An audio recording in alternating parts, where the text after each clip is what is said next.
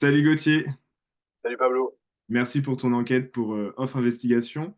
Alors, dans ton enquête, tu nous parles des oligarques qui trustent les émissions politiques de France Télévisions. Est-ce que tu peux nous en parler un petit peu plus? Oui, en fait, les émissions politiques de France 5 notamment sont quasiment trustées en intégralité par des producteurs proches d'Emmanuel Macron.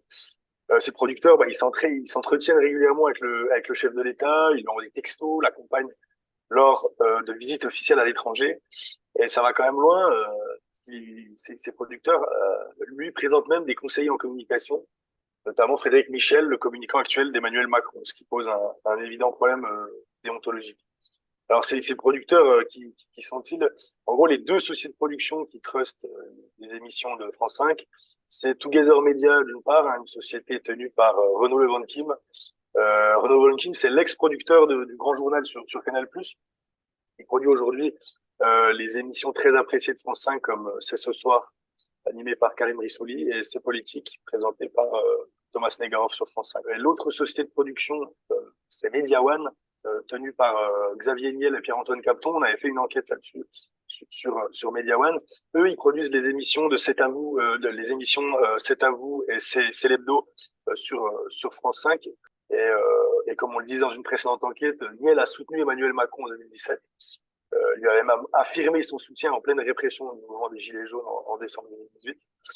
Et Macron avait même proposé à Niel d'être le candidat de La République En Marche à la mairie de Paris en 2018. Donc, si tu veux, c'est quand même des producteurs très, très proches d'Emmanuel Macron qui trustent l'intégralité, quasiment l'intégralité des émissions politiques sur le service public. Donc, ça pose un problème déontologique, quoi.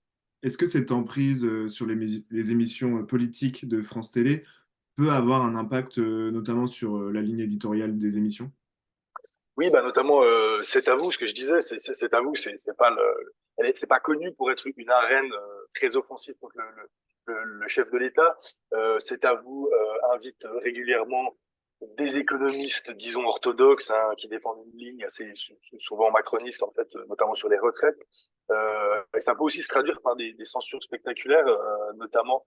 On pense notamment au cas de l'humoriste Pierre-Emmanuel Barré, hein, qui a été viré de Célébdo sur France 5.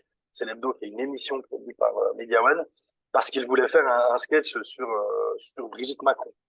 Donc ça peut se traduire par des censures particulièrement spectaculaires. Et en fait, ce que je dis, c'est au-delà, ça pose un problème de déontologie centrale, c'est comment on peut produire des émissions politiques sur le service public tout en étant un proche du chef de l'État. Tu nous parles aussi de Renaud Levankim. Ce serait pas lui qui aurait fondé Brut par hasard? Oui, alors Renaud Levankim, il produit des émissions sur le service public, mais il a également cofondé le média en ligne que connaissent bien les jeunes, Brut. Brut a levé récemment 40 millions d'euros auprès de proches d'Emmanuel Macron, donc auprès de Xavier Niel et auprès de Rodolphe Saadi, qui est patron de la CMA-CGM, qui est un milliardaire proche d'Emmanuel Macron. Brut, en mode, se sont illustrés par le fait d'avoir accueilli le chef de l'État à deux reprises, notamment au moment des Gilets jaunes, pour noyer un peu le poisson sur les violences policières. Donc Emmanuel Macron est beaucoup venu à Brut. Euh, et notamment, un des premiers lives de Brut, c'était la déclaration de, de campagne d'Emmanuel Macron en 2016, la fondation d'En Marche. Donc il y a des liens déjà entre Macron et Brut. Et Brut, Renaud Levankim utilise également Brut pour rentrer un petit peu dans le service public. Euh, Notamment, on sait que France Info euh, diffuse des pastilles vidéo brutes payées, selon nos informations, 15 000 euros la pastille, donc 15 000 euros par jour, donc de manière très sommaire. Donc c'est très rentable pour, euh, pour Brut. Et notamment, Delphine Ernotte a lancé un partenariat euh, avec Brut pour la couverture du festival de Cannes. Donc voilà, le Renaud Levankim produit des émissions du service public via Together Media, mais aussi a fait son trou via Brut, via son média Brut destiné aux 18-25 ans. Est-ce que cette mise en avant des proches du président peut être un coup de pouce de la part de la présidente de France Télé? Les équipes de Delphine Roth n'ont pas souhaité répondre à nos questions, n'ont pas souhaité répondre à votre investigation. Donc partant de là, voilà, on a interrogé un peu des connaisseurs un peu de l'audiovisuel public.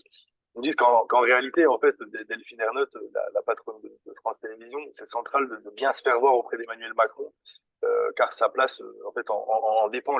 L'État est actionnaire à France Télévisions. Donc, c'est le président de France Télévisions, historiquement, doit toujours quand même montrer patte blanche auprès de l'exécutif. Donc, c'est une supputation, mais on se dit que voilà, Delphine Ernotte peut-être ouvre les émissions du service public, peut-être pour à des proches d'Emmanuel Macron, peut-être pour bien se faire voir de l'exécutif.